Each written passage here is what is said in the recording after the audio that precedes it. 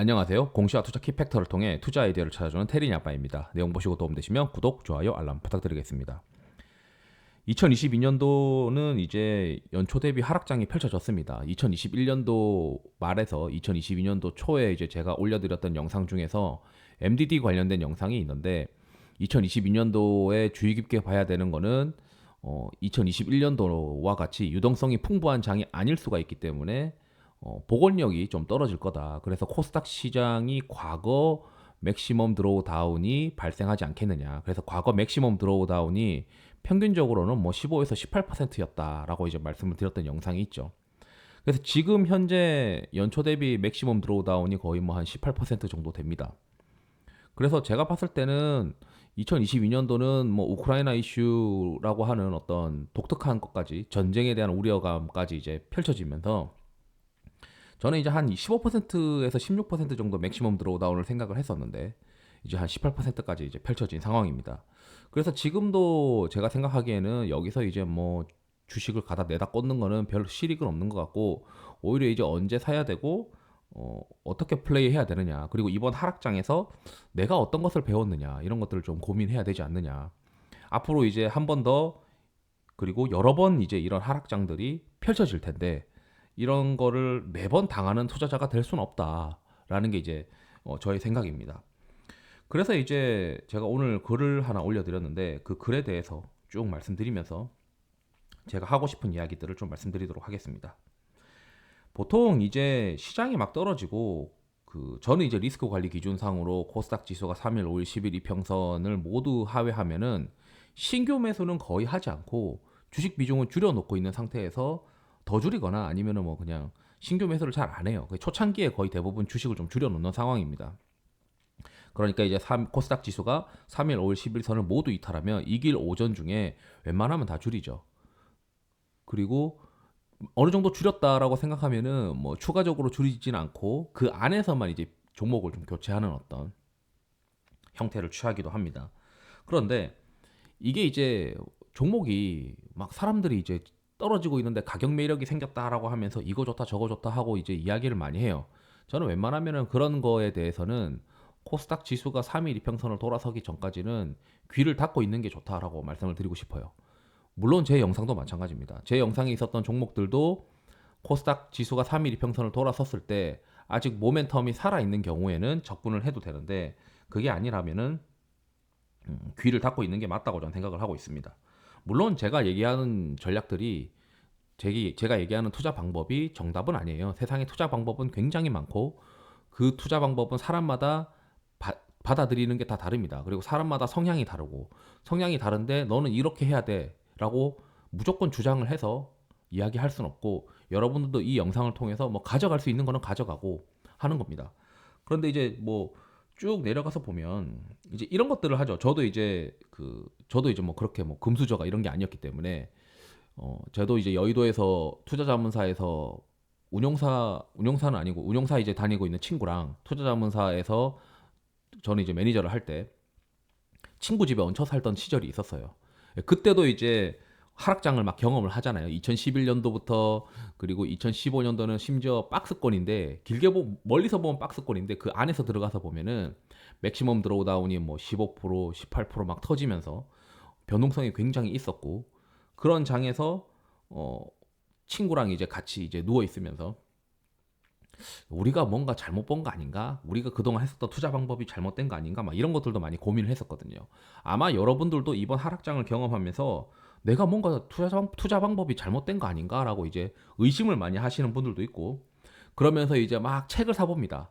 이 책 사보고 저 책 사보고. 근데 이제 제가 생각했을 때 대한민국에 있는 그 주식 책들은 대부분의 사람들이 읽을 수 있는 정도의 책으로 이제 만들어져 있기 때문에 뭐랄까 범용적인 책들이죠. 그래서 그거를 한번 계속 보고 나면 딱 그 수준에서 계속 머물러 있는 책들만 계속 보게 되는 겁니다.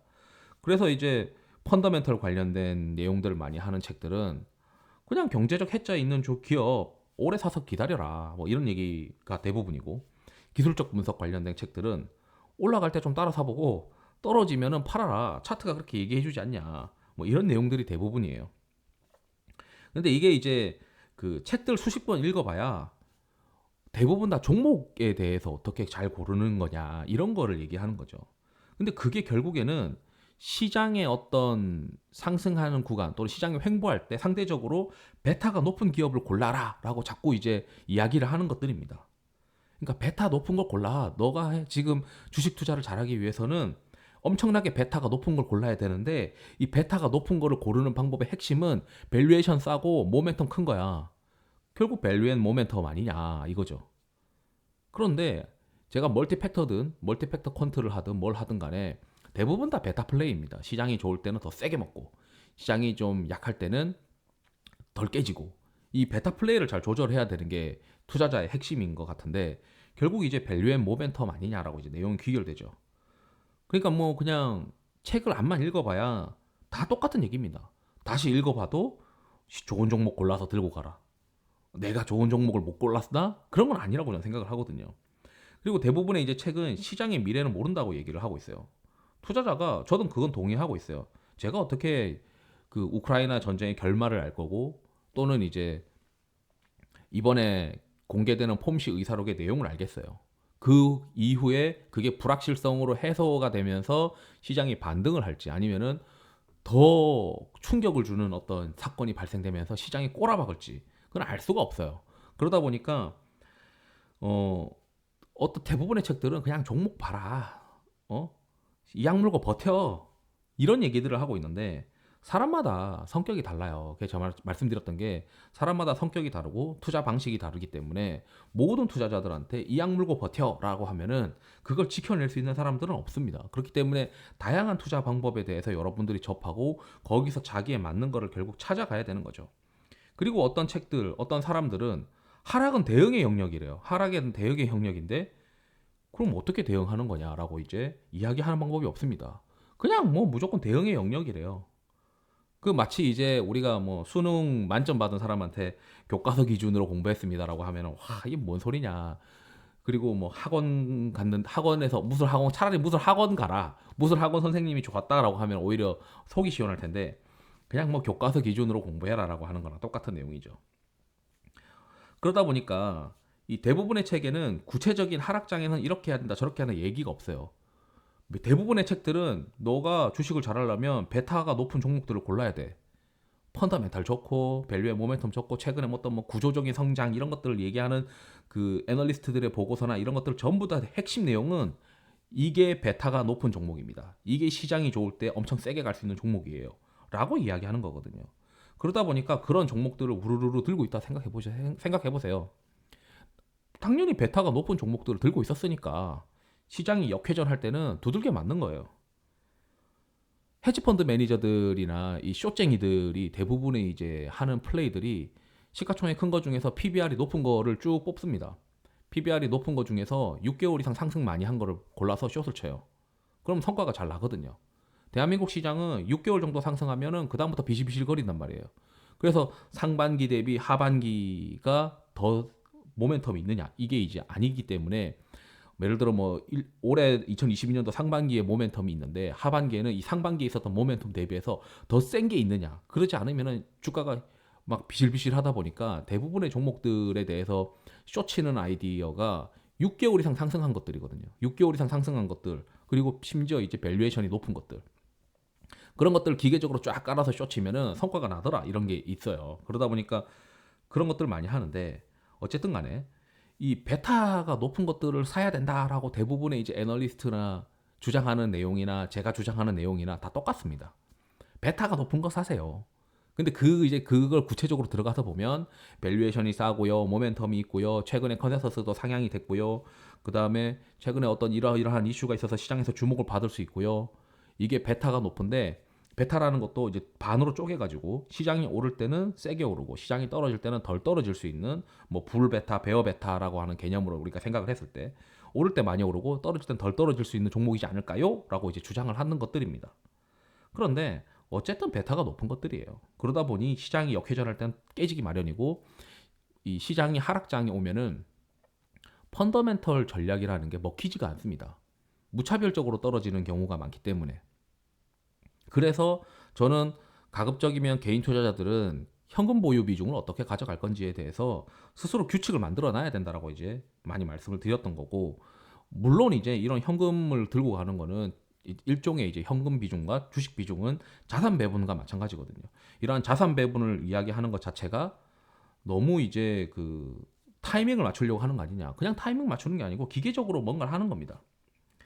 그리고 문제는 대부분의 이제 책들이 또 종목에 관련된 이야기를 많이 해요. 이런 종목, 어떤 종목들을 골라야 된다. 뭐 이런 얘기들을 많이 하다 보니까 이 변동성이 확대되는 구간을 대비한 그 포트폴리오를 어떻게 구성을 해야 된다. 포트폴리오 구성하는 거는 없어요. 기관 투자자들도, 저도 이제 기관 투자자가 되기 전에는 종목을 어떻게 고르는 거에 대한 책들만 봤단 말이에요. 그런데 실제 이제 윗사람들이 포트폴리오를 구성하는 것들을 보고, 그러면서 공격과 수비를 어떻게 배분하고 이런 것들을 경험적으로 이제 이해를 하게 됩니다. 심지어 이제 동료나 또는 선임 매니저가 높은 베타가 있는 종목들을 들고서 뭐 시장에서 이제 하락장이 왔을 때 두들겨 맞고 아웃되거나 그런 것들 보면서, 아, 어느 정도 수비수가 중요하구나. 우리가 이제 포트폴리오도 일단 축구 게임처럼 뭐 공격수도 하고 미드필더들도 깔고 그다음에 수비수도 깔고 이렇게 하듯이 그런 게 중요하구나라고 이제 생각을 많이 하게 되더라고요. 이제 여러분들도 여러분들의 종목들 보시면은, 나는 이거 실적 잘 나오고 밸류에이션 싼 거 골랐는데 왜 떨어지는 거야? 제가 생각했을 때 투자자분께서 잘못 고르는 게 아니라고 저는 생각을 하고 있어요. 그냥 베타가 높았던 걸 골랐던 거고, 실적이 잘 나오고 밸류가 싼 걸 골랐는데도 불구하고 주가가 박살이 난다는 거는 그냥 베타가 높았던 거에 대해서 시장이 역회전하면서 그 높은 베타 성향에 두들겨 맞은 거다라고 전 해석을 하는 게 저는 맞다고 생각하고 있어요. 그러다 보니까 이 기관 투자자들도 매한가지입니다. 기관 투자자들도 포트폴리오에 베타 높은 거 골라가지고 가자 하다가 시장 역회전 맞으면서 두들겨 맞는 거죠. 그나마 이제 기관 투자자들은 그 개인 투자자들 대비해서 타격이 덜한 이유가, 벤치마크 플레이어들은 업종을 골고루 사게 만들어요. 그러니까 업종을 비우는 게 없습니다. 그러다 보니까 업종 간의 어떤 골고루 사게 되면서, 전업종을 골고루 사게 되면서 분산 효과가 있어서 아예 이제 포트폴리오가 아작나는 걸 방어해 주는 거죠. 심지어 이제 회사 내부에서는 종목당 손실률이 20% 이상 넘어가면은 추가적으로 너가 물타서 이제 그 주식 비중을 낮추던지, 그러지 않으면은 손절해라라고 하는 리스크 관리 내부 규정 같은 게 있는 하우스들도 있습니다. 그렇기 때문에 저는 이제 기관 투자자들도 개개인의 능력으로 시장을 하락을 방어하는 사람은 거의 본 적이 없고, 대부분 이제 회사의 어떤 시스템적인 효과로 인해서 시장을 방어해내는 사람들이 대부분인 것 같더라라는 거죠. 그래서 결국에는 그 제가 또 얘기해드리고 싶은 거는, 여러분들이 이제 보는 책들은 대부분 베타가 높은 종목을 골라라라고 하는 책들입니다. 결국 핵심으로 얘기해드리면. 그런데 대한민국 시장이 문제가 뭐냐면, 우리가 보는 책들은 대부분 다 미국 시장에 관련된 책들이에요.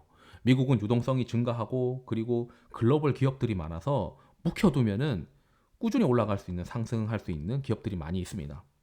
그런데 국내 시장은, 대한민국 시장에서 글로벌을 선도할 수 있는 기업들은 거의 없어요. 그런 기업들이 일부 있긴 하지만 대부분이 여러분들이 투자하는 코스닥 기업들의 핵심 투자 포인트들은 삼성전자가 이거 많이 한대. 그래서 이쪽으로 시장이 앞으로 재편될 거야. 또는 최근에 뭐 글로벌에 누가 이런 산업들을 많이 하니까 이 유사한 산업은 이런 것들이 있어. 이런 거 한번 보자. 이런 것들입니다. 그러니까 글로벌 시장을 선도하는 기업이 아니에요. 그리고 그러다 보니까 그때그때 스타가 등장하는 어떤 종목이다. 기업이다. 그러니까 스타가 등장하는 시장입니다. 그러다 보니 잠깐 이제 주도 종목들이 있고 주도 업종들이 있고, 시간 지나면은 그게 그 자리에 주가가 위치하지 않는 경우가 굉장히 많이 있습니다. 우리가 꿈꾸는 거는 굴곡이 있더라도 45도 각도로 우상향하는 기업을 찾는 건데, 대한민국에서 그걸 찾는 거라고 생각하는 거는 어불성설이에요. 그래서 제가 생각하는 가장 좋은 방법은 포트폴리오에 지금 가장 시장에서 좋다고 생각하는 것들을 약간 반발짝 일찍 가지고 있으면서 포트폴리오를 계속 프레시하게 가져가는 건데, 사실 이것도 뭐 굉장히 이제 이론적인 내용일 뿐일 수도 있죠. 그래서 제가 생각했을 때 그때그때 스타 종목들을 찾아다니고, 그리고 어느 정도 경기 선행 지수가 바텀에서 턴어라운드 할 때, OECD 경기 선행 지수 다 나오잖아요.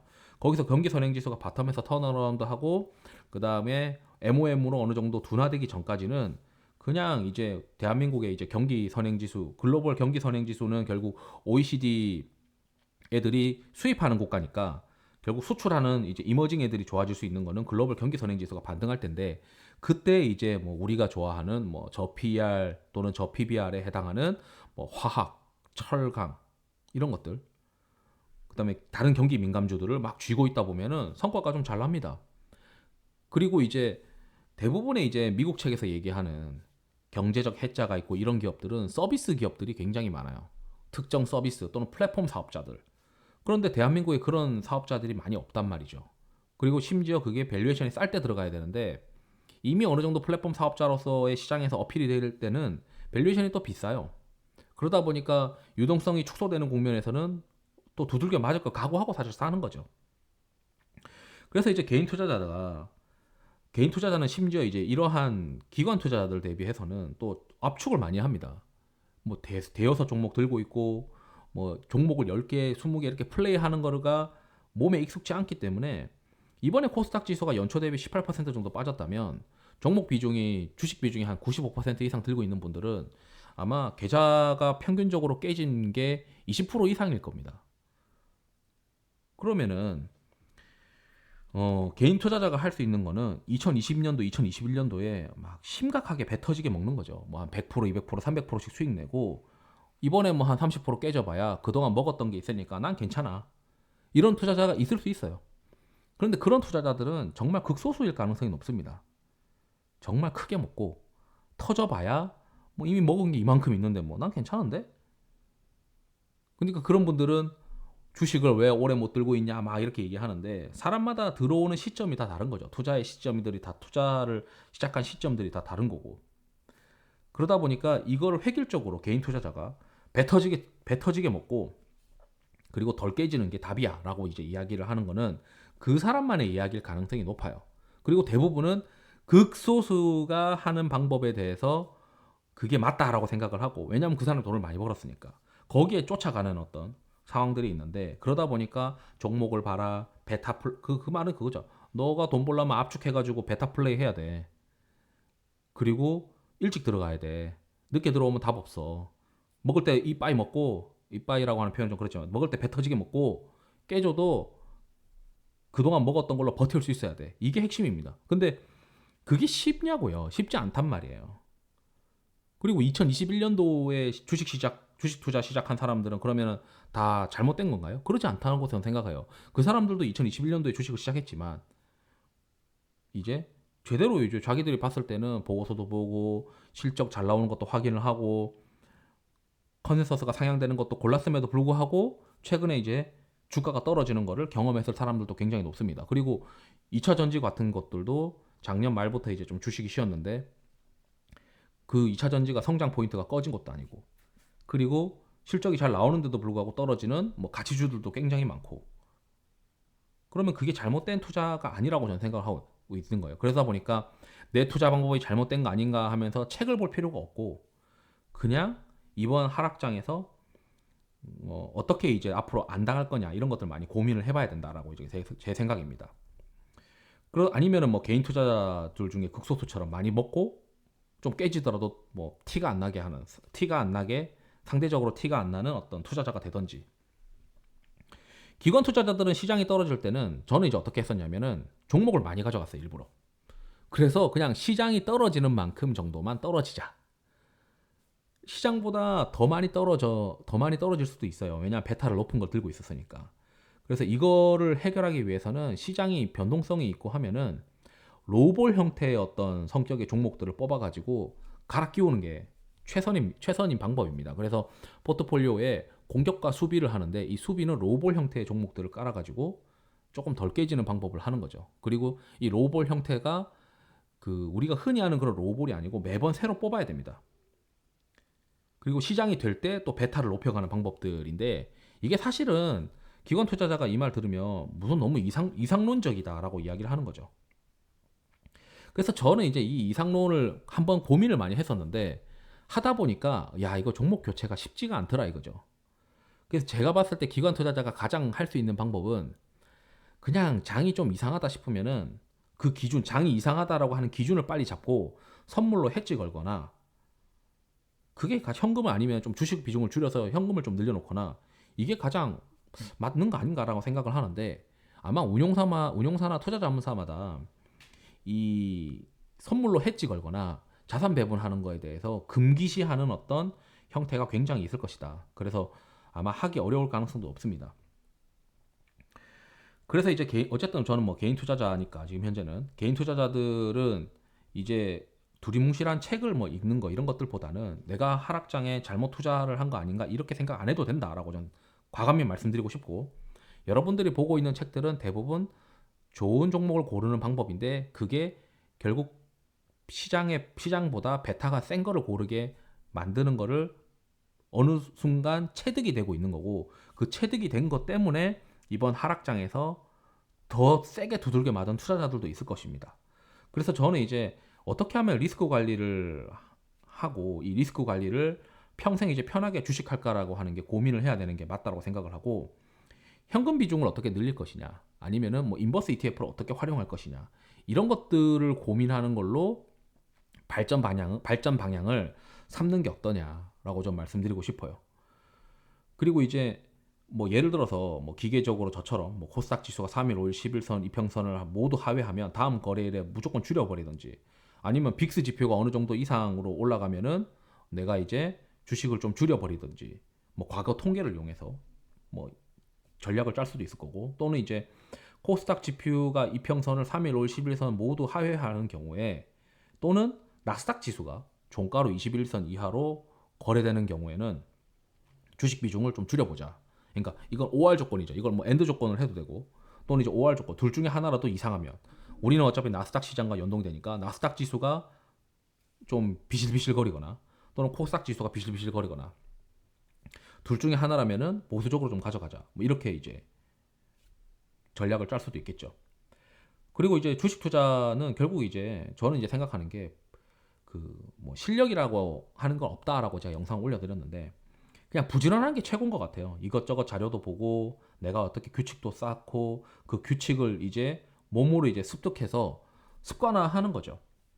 암만 이제 내가 뭐 어떤 지식을 같은 거 책을 보고 뭐 가치 투자라는 게 이런 거구나, 성장 투자라는 게 이런 거구나, 그런 거 암만 배워봐야 내가 몸으로 하고 있지 않으면은 습득 안 되고, 리스크 관리도 이런 게 리스크 관리구나, 이런 거 이렇게 해서 리스크 관리 할 수도 있겠구나, 뭐 이런 걸 이제 이해해봐야, 직접 내가 손으로 하고 있지 않으면 그냥 뭐 우리가 이제 뭐 무협지 보면은 배우고 몸으로 이제 습득해서 그리고 성취가 높아져야 이제 주인공이 이제 제대로 이제 뭐 활동을 하는데, 우리도 이제 뭔가 뭐 1륜 무공이든 2륜 무공이든 주식 투자에 대해서 뭐 이것저것 다 들었는데 활용하지 않으면은 결국 자기 게 아닌 거예요.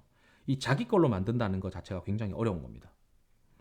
그리고 이제 저는 이제 그런 것도 있어요. 어떤 분은 제 주위에도 이번에 이제 우크라이나가 혹시 전쟁 나면은 굉장히 리스크가 생기니까 그냥 이렇게 얘기하더라고. 자기는 이제 이게 너무 불확실해서 현금 비중을 늘렸다라고. 근데 저는 이제 이렇게 생각하는 거죠. 본인이 이제 막연하게 시장 전망을 하는 거잖아요. 그러니까 막연한 시장 전망 또는 이제 애널리스트들도 보면은 최근에 이제 뭐 이번에 하락장이 있는데 하락에 대해서 어떤 시장의 불확실성이 다 반영이 됐을 거야라고 주장하는 사람도 있고, 또는 아직 반영이 덜 됐고 추가적인 리스크가 있다라고 이제 이야기하는 사람도 있는데, 이제 이런 거는 있죠. 특정 전망을 어떤 애널리스트가 맞아 들어가기 시작하면 당분간은 그 애널리스트의 전망대로 시장이 흘러갈 가능성이 높으니까, 시나리오대로 그 시나리오를 매매로 연결시킬 수가 있는데, 이게 문제가 주식을 보유한 투자자는 약간의 긍정적인 내용이 앞으로 맞을 거라고 생각하는 경우가 있고, 주식이 거의 없는 투자자는 부정적인 내용이 맞을 거다라고 이제 생각하는 사람들이 있다 보니까 바닥에서 주식을 살 수가 없어요. 돌아설 때. 그럴 바에는 그냥 기계적으로 리스크 관리하는 게 낫지 않냐는 거죠. 주식을 못 사는 리스크는 코스닥 지수가 3일, 5일, 11선, 이평선 중에서 하나라도 회복을 하면 사자. 또는 이제 나스닥 지수가 20일 이평선을 높게 형성이 되면은 이제는 좀 주식을 사와도 되는 어떤 국면 아니냐. 이렇게 이제 해석을 해서 기계적으로 들어가는데, 이걸 이제 더 종목을 들어갈 때 이제 항상 제가 말씀드렸던 게 시장이 리스크가 생기고 뭐 충격이 발생했을 때는 주가가 떨어지면은 주가가 여기서 내가 샀을 때 더 떨어지더라도 내가 추가 매수할 수 있는 걸 사라라는 겁니다.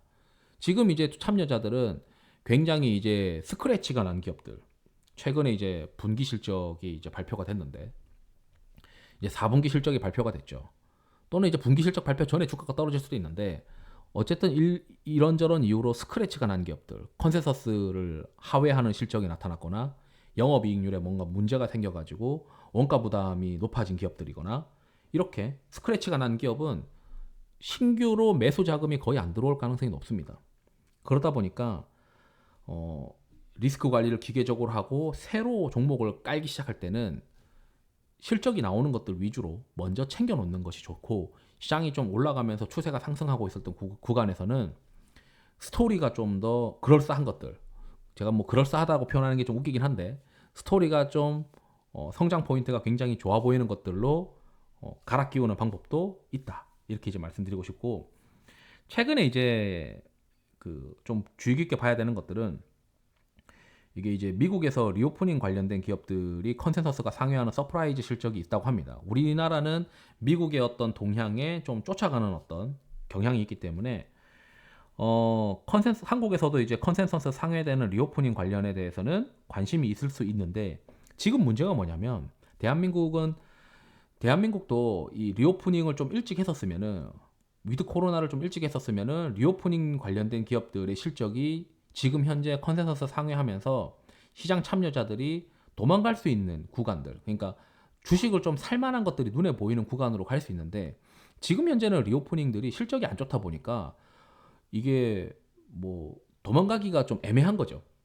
그러다 보니까 더 이제 시장 참여자들이 살만한 주식이 안 보인다라고 이제 이야기를 하는 경우가 뭐 이런 것들 아니냐. 그래도 해외에서 이렇게 서프라이즈가 나오는 거 보면 국내도 비슷한 현상이 나타날 가능성이 높다라고 저는 생각을 해서, 2022년도 그 1분기에 위기가 어느 정도 진정이 되고 나고 그 다음에 정권이 교체되고 나면 결국 이제 기존 정권은 이 자영업자들이나 또는 일반적인 어떤 숙박 관련된 것들, 그다음에 여행 관련된 것들에 대해서 굉장히 제한을 많이 가했다면 그걸 똑같이 하진 않겠죠, 정권이 바뀌면.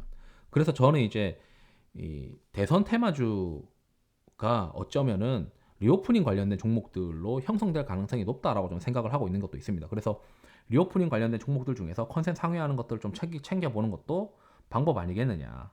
그리고 시장이 이제 많이 떨어지면, 이제 이걸 또 말씀드리고 싶은데, 시장이 많이 떨어지면 그 다음에 이제 반등할 때 뭐가 오를지 모르니까 뭐 ETF를 사라 뭐 이런 사람들도 있어요. 그런데 결국 이제 이거는 그 어떤 시장에서 하락장을 여러분들이 경험하던 간에 똑같은 투자 전략이 나옵니다. 그리고 이 투자 전략은 대부분의 퀀트 애널리스트나 또는 전략하는 사람들이 비슷비슷한 얘기를 해요.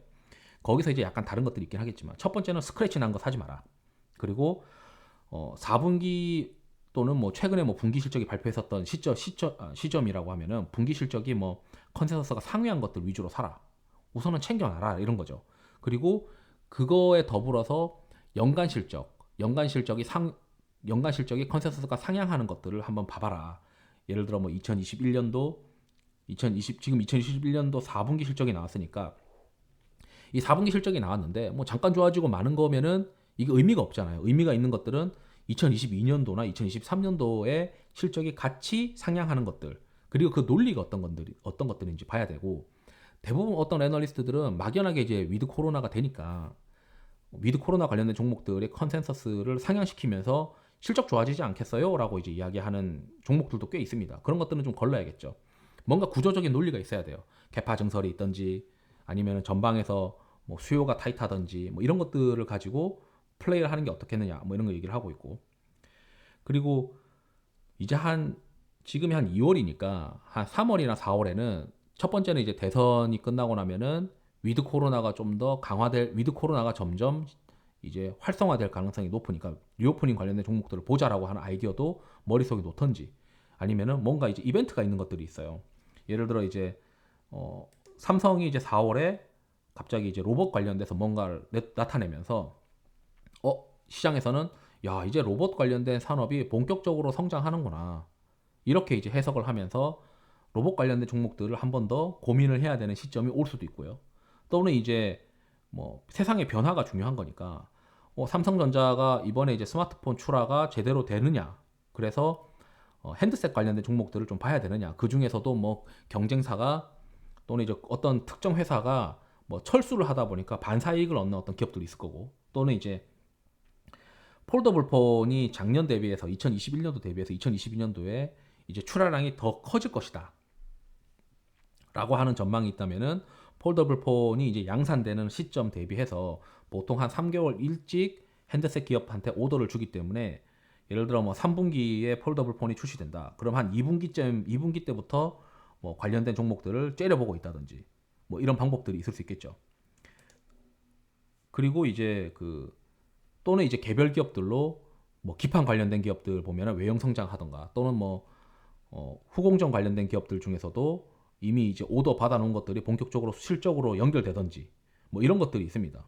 그리고 이제 뭐 미드 코로나 관련된 걸 하는 것들, 그리고 이제 또는 엑셀로 보는 거죠. 뭐 제가 이제 하는 걸로 최근에 이제 이렇게 2월 1일부터 1월 1일까지의 컨센서스가 3개월도 하향되고 1개월도 하향되는 것들을 보면 막 쇼크난 것들, 그러니까 3개월도 하향되고 1개월도 하향되는 것들은 쇼크날 가능성이 높다라고 이제 추정하는 건데, 실제 이렇게 이제 4분기 실적 자체가 3개월 컨센서스도 하향되고 1개월 컨센서스도 하향되는 것들은 쇼크날 가능성이 높더라고요.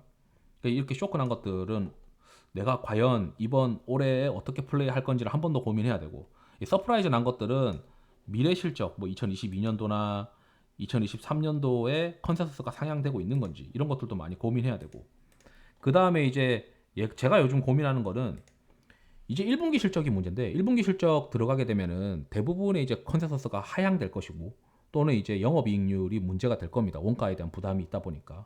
그러니까 매출 총이익률과 영업이익률에 부담이 있겠죠. 그렇다면 시장에서 생각했을 때 이미 컨센서스 하향 다 됐고 더 이상 나빠질 거 없는 뭐 하이닉스, 삼성전자 이런 것들도 시장에서 갑자기 막 쳐다보기 시작하면은 골치 아픈 거죠. 예를 들어 지금 1분기 실적 발표하는 시즌쯤에 대부분의 종목들이 원가 부담으로 컨센서스가 하향이 되고, 그렇다면은 시장에서 생각했을 때 야 뭐야 삼성전자 하이닉스는 뭐 D램 가격이 이제 바텀 찍고 돌아설 가능성이 높은데, 하반기에 좋아질 가능성이 높은데 지금 이제 하이닉스 삼성전자는 약점이 없어 보이는데 하면서 삼성전자 하이닉스를 3, 4월부터 막 땡기기 시작하면 기관 투자자들도 힘들고 개인 투자자들도 힘들어요. 그래서 항상 우리가 생각해야 되는 거는 바텀에서 턴어라운드 할 때 시장 참여자들은 일단 안정적인 거를 따라가고 싶어 하는 성향이 있어서 삼성전자 하이닉스도 공부를 해야 됩니다. 그러면은 뭐 삼성전자 같은 걸 왜 사냐 뭐 이렇게 얘기하시는 분도 있는데, 시가총액 비중이 20% 이상이잖아요. 그러면은 더블업 한번 해보세요. 될 때 한 번씩 더블업 하는 방법도 방법입니다. 그래서 올해는 2022년도는 삼성전자 하이닉스를 아마 유심히 좀 봐야 될 가능성도 있어요. 그래서 컨센서스가 1분기 때 막 하향되고 어닝 쇼크가 뭐 추가적으로 더 발생할 가능성도 있다라고 저는 생각을 하고 있습니다. 그렇게 되면 이미 어닝 쇼크 다 두들겨 맞은 기업이 오히려 나을 수도 있다. 그렇게 이제 해석을 할 수도 있다는 점을 고민을 해야 되고, 여전히 이제 이렇게 컨센서스가 상향된 것들, 이거를 2023년도의 변화를 제가 오름차순으로 하면, 여기 이제 재밌는 것들은 여기 이제 막 이거 15일 기준으로 지금 제가 돌린 건데, 여기에 컨센이 없어요. 추정하고 이제 한동안 이제 컨센서스를 또 추가로 추정을 하지 않아가지고 비워져 있는 것들이 있는데, 이게 애널리스트들이 이게 비워놓는 이유가 뭐 커버리지를 이제 꾸준히 해서 아닌 것도 있긴 하겠지만, 생각보다 이제 4분기 실적이 안 좋다고 이제 생각이 드니까 커버리지를 회피하는 경우도 종종 있는 것 같습니다. 제 생각에는. 그래서 비워져 있는 것들은 좀 조심해야 될 가능성도 높아요. 그러니까 어쨌든 여기 이제 추정돼 가지고 이 상향되는 것들을 잘 보시면 2022년도나 2023년도에 상향되는 것들의 어떤 공통적인 요인의 어떤 성격의 주식들이 뭘까, 이런 것들도 많이 고민을 해보고, 그리고 이게 상향이 논리가 있는 건지 그런 것들도 많이 고민해보면서 플레이할 때 이제 참고를 하시면 좋을 것 같습니다. 그래서 지금 이제 참여자들은 실적 안 나오는 거에 대해서는 굉장히 두려워할 가능성이 높아요. 어차피 이제 밸류에이션이 다들 이제 유동성의 효과로 높아져 있는 상황이다 보니까 실적에 미달하게 되는 거에 대해서 굉장히 무서워한다. 그리고 실적이 피크아웃하는 것들, 지금 실적이 어느 정도 또 정점일 가능성에 대해서 두려워하기 때문에 계속 2022년도, 2023년도에 컨센서스 변화를 추적을 하면서 시장에서 생각한 것보다 더 잘 나올 수 있는 뭔가가 있느냐, 이런 것들을 고민을 해야 되고, 최근에 이제 뭔가 스크래치가 안 난 것들, 이런 것들을 많이 한번 체크를 해보는 게 좋지 않을까. 그런 것들은 내가 가지고 있는 것들이 가지고 있으면서 이렇게 추정치가, 그 다음에 이제 추정치가 없는 것들을 공략을 해야 되는 거 아니냐, 이렇게 생각을 합니다. 아니면 그냥 일부 종목을 많이 가져가지 않고 추정치가 컨센이 상향되는 것들 중에서 뭐 기판이나 또는 후공정이나 제가 올려드렸던 영상에 있는 종목들을 뭐 우선적으로 체크하고 플레이하는 게 어떻겠느냐, 이렇게 좀 생각을 하고 있어요. 그래서 뭐 계속 좋게 보는 것들은 뭐 맨날 보는 게 이제 동부 아이텍이나 DB 아이텍이나 심텍이나 뭐 테스나나, 그리고 최근에 올려드렸던 엔캠이나, 그리고 인터플렉스, 이런 것들도 컨센이 상향되고 있으면서 좋아 보이고, 여기 경기 민감주들은 저는 이제 뭐 경기 선행 지수가 돌아설 때 좀 플레이하는 스타일이고, 제가 기관 투자자가 아니기 때문에 보지 않고 있습니다. 그래서 뭐 이런 것들 컨센서스가 무조건 맞는 건 아니기 때문에 한번 이제 이 이면에 있는 것들을 먼저 챙겨봐야 되고, 여러분들이 시간이 많이 없잖아요. 내가 주말에도, 저 같은 경우도 딸내미가 24개월인데 지금 잠깐 재우고 새벽에 몰래 일어나서 지금 나온 건데, 아마 제가 중간에 없어진 거 알면 엉엉 울거든요. 그렇기 때문에 또는 육아도 해야 되고, 또는 이제 내가 탐방도 해야 되고, 기관 투자자의 경우에는, 또는 개인 투자자도 탐방도 해야 되고, 아니면 내가 직장 일도 해야 되고, 저도 직장 일 하면서 지금 하는 건데, 그러면 시간을 최소한 줄여야 되니까 내가 뭐부터 빨리빨리 체크해서 볼 거냐, 부지런하게 어떻게 체크를 할 거냐, 그것부터 생각을 해야 되고, 확률상으로는 컨센 변화하는 것들이 시장에서 관심을 많이 가질 수 있기 때문에 그 컨센 변화하는 것부터 먼저 챙겨서 보고서를 읽어보든, 최근에 이제 분기 보고서를 읽어보든, 이렇게 하시면 좋을 것 같다, 이렇게 말씀드리고, 결국 이제 시장에서 스크래치 난 것들은 안 살 것이고, 결국 4분기 컨센서스 상회한 기업이면서 22년, 23년도도 컨센서스가 상회할 가능성이 높은 것들, 이런 것들을 좀 찾아보고, 뭐 컨센서스가 상향되는 어떤 데이터들도 잘 체크해 보면은 좋을 것 같다, 이렇게 이제 말씀드리고, 뭐 이벤트 같은 것도 한번 고민해보고, 지금 이제 내러티브 한 것들은 잘 안 살려고 하니까 뭐 AACR 같은 어떤 모멘텀은 시장에서 보지 않겠죠. 숫자가 나오는 것들 위주로 좀 체크하려고 할 거고, 그런 것들을 먼저 한번 잘 보시면 좋을 것 같습니다. 그리고 어떤 큰 그림으로서는 리오프닝 관련된 것들을 보고, 그리고 반도체는 계속 봐야 될 것 같아요. 반도체는 어차피 이제 바이든이 미국이나 이런 데서는 반도체 수급 부족에 대해서 굉장히 이제 경각성을 느끼고 있는 것 같습니다. 그러다 보니까 계속 반도체는 미국에서 자국에서 생산할 수 있는 어떤 방법들을 계속 고려하기 위해서 노력을 하면 할수록, 뭐 삼성전자나 이런 하이닉스나 D램 쪽이나 또는 비메모리 쪽이나 이렇게 시장에서 계속 관심을 가지지 않겠느냐.